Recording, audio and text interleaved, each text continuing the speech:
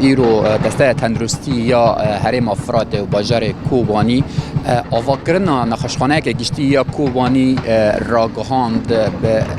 درجه‌های 11500 متر جبو زانیاری زیاده تر لوی دره سروک دسته تندرستی بریز احمد محمود مرای ام لگلوی هفته ده که لدار بخینن جبو زانیاری زیاده تر جی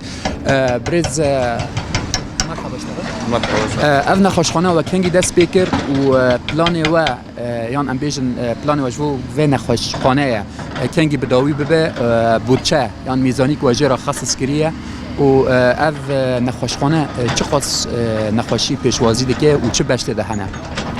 خیر هاتن بریگیشکی و نخوشخانهش پیشی ساله دا پلانا مهبو منها هیرو دست پیکر ام پروژه خواه پیک دینن امور نمه تقنی مابون او یاجی قدیا سبب منها دست پیکر میزانی جیر خصاص کری حتی نها نیوی هیا گیشکری و دور 3 میلیون دلار تیک هوا نهای امور انشایی دست پیده که به 10 میلیون دلار و حتی نی ساله که بداوی ببه پلانی ما 2024 دا ام انشالله تالی 24 مستشفى وکن مستشفى پر مزنه 180 تخته 120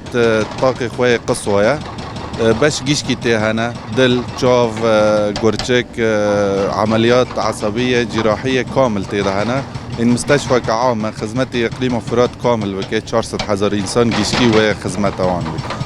روشي عبوري دنير بريگيشكي ولوشي روشي اولكاري كو تهديد ترك وحرب سرمدانين و اما بروجي خو بردام بكنا وميزاني ما